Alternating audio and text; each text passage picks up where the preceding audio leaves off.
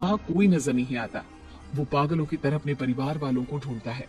कुछ घंटे ढूंढने के बाद जब उसे कोई नहीं मिलता तो उसे सब समझ आ जाता है।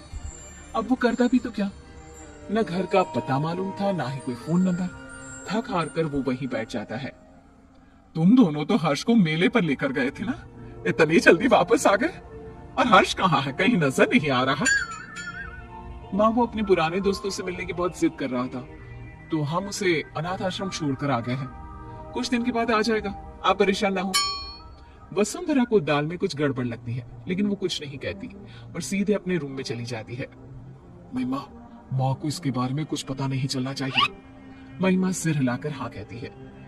एक हफ्ता बीत जाने के बाद भी जब हर्ष वापस नहीं आता, तब वसुंधरा अपना फोन उठाकर हर्ष के दोस्तों को फोन करती है, जिससे उसे पता चलता है कि हर्ष तो कभी अनाथ आश्रम गया ही नहीं था। गुस्से से आग बुबला होकर वसुंधरा गिरीश और महिमा के कमरे में जाती है। हर्ष तो अनाथ आश्रम गया ही नहीं, फिर तुम लोगों ने मुझसे झूठ क्यों बोला? कहाँ है मेरा पोता, बताओ मुझे। माँ जी, वो आपका पोता नहीं है। मुझे सिखाने की जरूरत नहीं है, जितना पूछा है सिर्फ उतना ही जवाब दो। माँ, वो हम लोग हर्ष को उस दिन मेले में ही छोड़कर आ गए थे, हमें नहीं पता कि अभी वो कहाँ है। क्या? उस छोटे से बच्चे को तो मेले में ही छोड़कर आ गए, ये जानते हुए भी कि वो अभी सिर्फ 7 साल का है। बेचारे किस हाल में होगा वो मासूम। तो और क्या करते मम्मी जी, उसका ठेका थोड़ी ना ले रखा है हमने। हम क्यों भला किसी और के बेटे के लिए अपनी बेटी का हक मारे?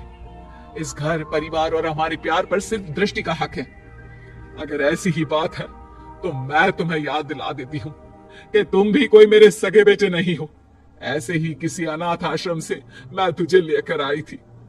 अगर उस समय मैं भी यही करती तो आज तुम भी दर दर की ठोकरें खा रहे होते।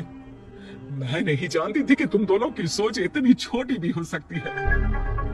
वसुंधरा की बातों से दोनों का सिर शर्म से नीचे झुक जाता है। उन्हें अपनी गलती का एहसास तो हो चुका होता है, लेकिन अब शायद बहुत देर हो चुकी होती है। दोनों हर्ष को ढूंढते हुए उसी मेले की तरफ पहुंच जाते हैं, लेकिन वहां उन्हें सिवाय सन्नाटे के कुछ नजर नहीं आता। अगले दिन गिरीश और महिमा फिर से उसी मेले में हर्ष को ढूंढने जाते हैं। क्या हुआ साहब, किसी को ढूंढ रहे हो क्या? कुछ दिन पहले हमारे साथ एक बच्चा आया था ना, जिसने झूला भी झूला था। आपने उसके बाद से कहीं देखा उसे? नहीं, उसके बाद मैंने उसे देखा तो नहीं, लेकिन उस दिन बहुत रो रहा था बेचारा। रात तक यहीं बैठकर रोता रहा, फिर अचानक न जाने कहाँ गायब हो गया। गिरीश और महिमा आगे बढ़ते हुए फिर किसी से पूछते हैं। आप जिस बच्चे को ढूंढ रहे हो ना, वो तो 2 दिन पहले ही मर चुका है। बेचारा पिछले कई दिनों से यहाँ रोज आकर अपने मम्मी पापा को ढूंढता था। कई दिनों से कुछ खाया भी नहीं था उसने। फिर एक दिन एक्सीडेंट में उसकी मौत हो गई। 7 साल की मासूम की मौत के बारे में सुनकर गिरीश और महिमा के पैरों तले जमीन खिसक जाती है। उनकी घटिया सोच आज एक मासूम की मौत की वजह बन चुकी थी। क्या गिरीश और महिमा का एक 7 साल के बच्चे को लेकर ऐसा बर्ताव उचित था? गोद लिए हुए बच्चे को अपनाने के बाद भी आखिर क्यों उन पर सौतेले और अनाथ होने का टैग लगा दिया जाता है? क्या सिर्फ खून के रिश्ते ही रिश्ते होते हैं? दिलों के रिश्तों का कोई वजूद नहीं होता?